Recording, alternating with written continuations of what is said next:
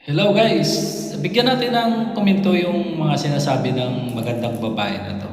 Kung sa tingin natin tama ba? Para makapag-isip-isip rin tayo sa palagay nyo. Tingnan natin.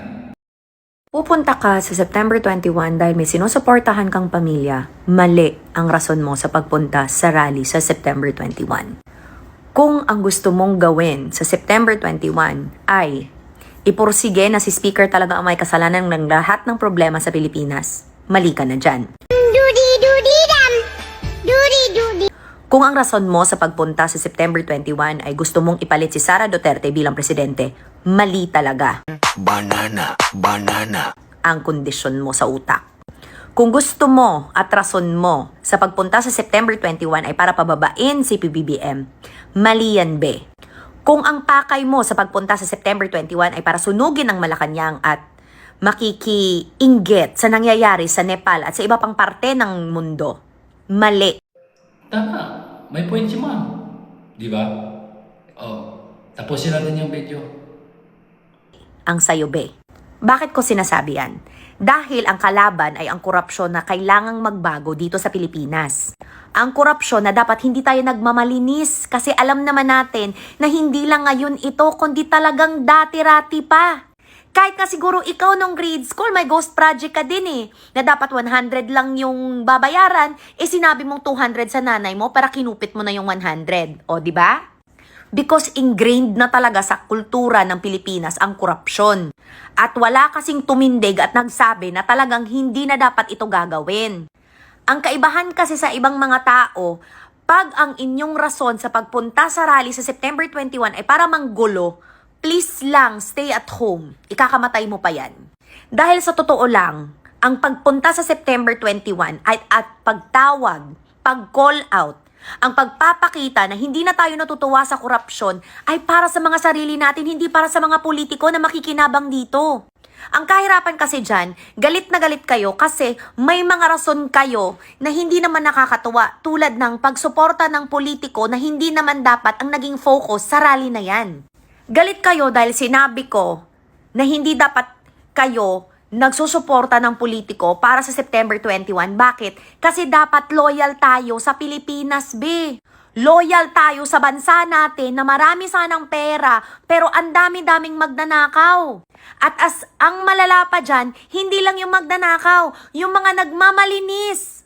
Yung mga supporter na hindi ginagamit ang utak. Na just because sinabi ni ganito, dapat susundin para ka nang kumain ng tain yan, be. Na sinabayan mo ng coke bilang chaser. Hindi dapat tayo ganun. Dapat gising tayo sa katotohanan na dapat may magbago kung gusto natin na may pagbabago sa bansa natin. Hindi si PBBM ang kalaban. Ang kalaban ay ang korupsyon. Kung kayo kasi hindi nyo alam ang pinaglalaban nyo, at ginagawa niyong kalaban si speaker kasi yun ang may sabi ni Sara. O kinakalaban niyo si Sara kasi yun ang may sabi ni ganito. Malibe. Kahit ako mismo hindi ko feel si VP Sara na maging presidente. Kasi at the end of the day, guguluhin talaga natin ang Pilipinas. Guguluhin talaga natin ang mga buhay-buhay natin kung kakayanin naman na may systemic change. Meron. Kasi nga 'di ba, ang gusto nyo, lulusubin nyo ang Malacanang, susunugin nyo. O san ngayon mag-oopisina yung Sara nyo? 'Di ba? Isip-isip. At sa mga nagsasabi naman na sige si Lenny ang ipapalit, mayor siya ng Naga. Bakit nyo 'di ba?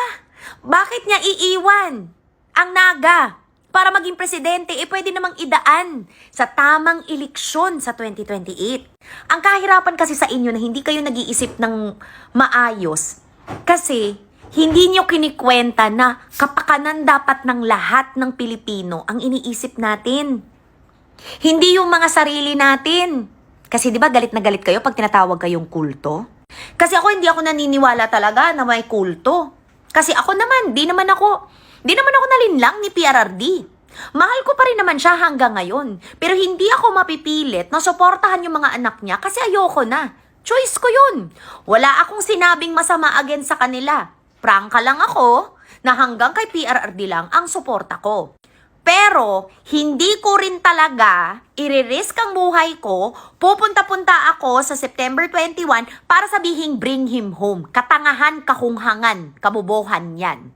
Huwag niyong gawin yan. Because, uulitin ko, ang makakapauwi lamang kay PRRD ho ay ang pagtapos ng kaso niya sa ICC. Kahit man mag-grant siya ng interim release, hindi pa rin po siya makakauwi rito sa Pilipinas. Napaintindi po ba yan sa inyo? Iba rin ho ang issue ni PRRD sa issue po sa September 21. Kaya bawal doon ang DDS, bawal ang kakamping, bawal ang unit team, bawal talaga pa. Pag ikaw ang rason mo ay para pabagsakin ang gobyerno, mali, day. NPA na, day. Ikamatay na ni mo, day. Mali yan. Kaya dapat ginagamitan ng utak. Kasi meron tayo niyan. Kailangan nating kwentahin. Worth it ba? 'Di ba? Hindi yan worth it para sa mga politiko. Kasi kahit ako sinusuportahan ko si Speaker, hindi ko pa rin iisipin na pupunta ako sa September 21 para pabagsakin siya. Hindi. Kasi si Speaker, accountable sa mga bagay-bagay. Kung iimbestigahan siya, hindi rin ako magsasabi, uy, wag mong imbestigahan. Dapat imbestigahan lahat. Hindi dahil guilty, kundi dahil kung walang tinatago, hindi allergic sa accountability. Diyan kasi nagkakamali ang mga DDS. Kasi kayo, para sa inyo, bawal maging accountable sa maling ginagawa. B, hindi dapat ganun. Ako personal, hindi ako ganun. Hindi nga siguro din ako konsentidor kasi na tao. Ang kahirapan kasi dyan, mga konsentidor kasi kayo kahit mali na ang ginagawa. Konsentidor kasi kayo dahil nga love and loyalty. Hindi be. Kasi mismo si PRRD, yun ang hinabilin sa akin. Hindi ako dapat loyal sa politiko. Loyal ako sa kapwa ko, Pilipino. Loyal ako sa panenerbisyo sa bansang to kahit minsan napaka-ungrateful ng mga tao. Kasi at the end of the day, yun ang realidad sa public service. It's a thankless job. Pero dapat, kahit man thankless, make it worth it by fighting for the right reasons. Kaya sorry kung ikinagalit nyo na all of a sudden, ano yung pinagsasabi nyo? Kasi sinabi ko na ayoko si Sara maging presidente, naging kakamping ka ko, huy! Hindi pa rin be. Kasi hindi ko pa rin pipiliin si VP Lenny or Mayor Lenny maging presidente. Pasensya na ho. Pero kung si Senator Risa naman, baka pwede.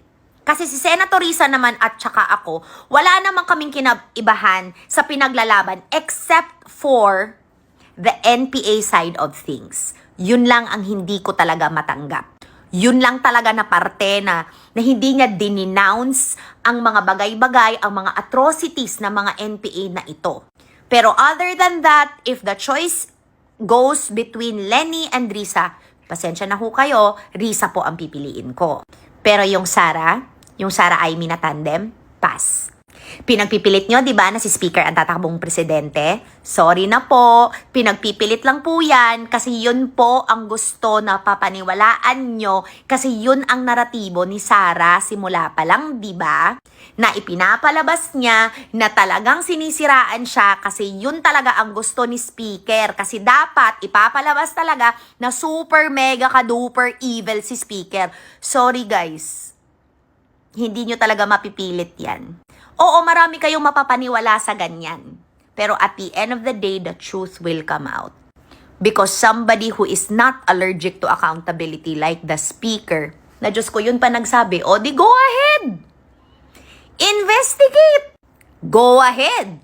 Tama ang sinabi ni PBBM na walang sasantuhin. Kasi yan ang nangyari dati.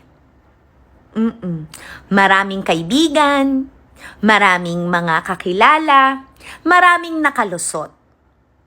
Hindi dahil ito yung tamang gawin, pero mas pinili na hindi na lang imbestigahan para wala ng gulo.